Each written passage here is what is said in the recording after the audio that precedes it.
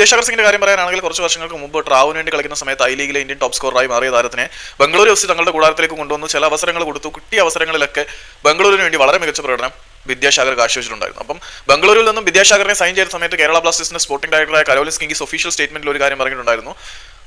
ഈ വിദ്യാസാഗർ എന്ന് പറയുന്ന താരത്തിൽ കുറച്ചുകൂടി എക്സ്പ്ലോർ ചെയ്യാനുണ്ട്, അവന് കൂടുതൽ അവസരങ്ങൾ കൊടുത്ത് അവനെ കൂടുതൽ മെച്ചപ്പെട്ടവനാക്കി മാറ്റുക എന്ന ലക്ഷ്യത്തോടു കൂടിയിട്ടാണ് ഞങ്ങൾ ഇവിടേക്ക് കൊണ്ടുവരിക. എന്നിട്ട് ഭാവിയിൽ ഞങ്ങൾക്ക് ഉപയോഗിക്കാൻ പറ്റുന്ന ഏറ്റവും മികച്ച താരങ്ങളിൽ ഒരാളാക്കി മാറ്റുകയാണ് വിദ്യാസാഗറിന്റെ സൈനിങ് എന്നതുകൊണ്ട് ഉദ്ദേശിക്കുന്നത് എന്നാണ് പറയുന്നത്. വിദ്യാസാഗർ സിംഗിന് എവിടെയാണ് കേരള ബ്ലാസ്റ്റേഴ്സ് അവസരങ്ങൾ കൊടുത്തത്?